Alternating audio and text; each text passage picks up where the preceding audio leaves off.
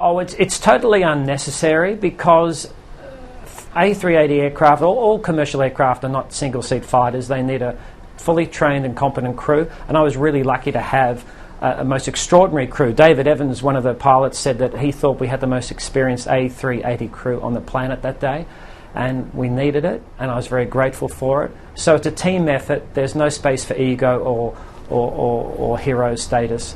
I'm just very lucky to be in charge that day of an extraordinary crew. Because it could have been a very different outcome, couldn't it? Absolutely. It could have easily been a different outcome, but you have to understand that Qantas spends the most phenomenal amount of money on training pilots. We have great standards. There's standards that have been built over 91 years of Qantas's history, so these should not be taken for granted, and there's a system in place to train pilots. We all have to pass very high benchmarks, and I'm extraordinarily confident that all Qantas pilots would have done just the same thing I would have. Richard, take us through what went through your mind when you first realised that you were facing a pretty major problem. Surprisingly little, because when the engine backfired, it was just like the engine sounded like a backfire, and that's what we train for in simulators, that the engines will fail, and we just go into a procedure which is well honed into our psyche. So there's no surprise that we were busy, but we were never panicking. And what was different, though, was that the engine didn't just fail, it had exploded and damaged the aeroplane more than it was ever designed to survive. So that was certainly the surprise, but we used our procedures that we've been trained to methodically and carefully and slowly go through, find out what was failed, can we fix it? If we can fix it, that's great. If we can't, we have to mitigate for its failure, and that took about an hour and 50 minutes. So normally a failure that might take 3 minutes took an hour and a half.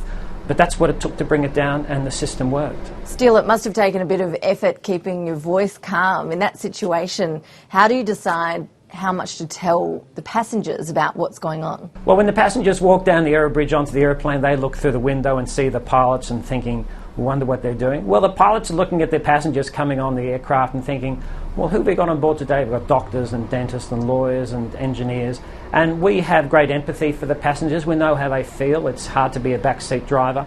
So all the time I'm putting myself in the mind space of a passenger thinking, what would they be thinking now? And when you do that, it's very easy to work out that you should tell them as much as possible, put them in the loop, give them the truth, and then they will be part of the team. In fact, they were. The passengers became part of the team on the flight that day, and I'm very proud of them.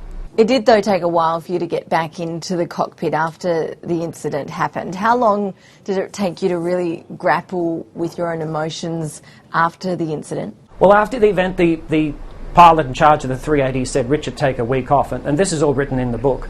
And I said, thank you, Murray, I'd actually like to take 4 months, because I knew that I wasn't capable of assessing my ability to fly without being distracted.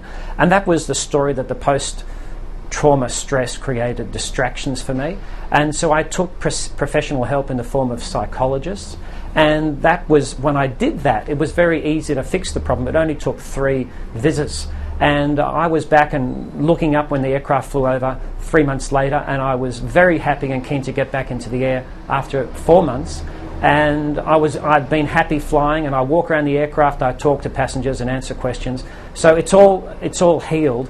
But I think exposing it in the book has been very cathartic for people who have suffered stress, because it shows that it is real. Don't be embarrassed and get it treated, and you'll return to normal. So are you now saying with 100% confidence that our viewers sitting at home listening to you today shouldn't have any nerves whatsoever about flying on the A380? Let me be clear, I'm just as thrilled and passionate about the 380 than I was before the incident. I've been writing a technical book on the aircraft. This aircraft performed better than any aircraft was designed to perform. So the aircraft is beyond reproach. Many aircraft would not have survived what we were faced with. Secondly, for the passengers, the aircraft is smooth, it's powerful, it's quiet, spacious. There is no doubt this aircraft has been stress tested more than any other aircraft flying in the sky today. And there should be no apprehension on the part of passengers or crew or engineers, anyone. This is I think it's the most extraordinary aircraft in the sky. Just finally, for those of us who have never had that experience of flying a plane, what is it about that process that you love so much?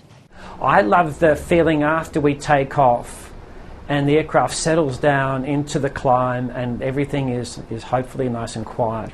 Then I said that because it wasn't so quiet after our takeoff 2 years ago. But when it does settle down, the aircraft flies so smoothly and the automatics are so extraordinary that you have 4 million pieces, $400 million worth of the leading edge technology, all helping a pilot to fly a machine that transports 469 people around the sky. It's a privilege to do it.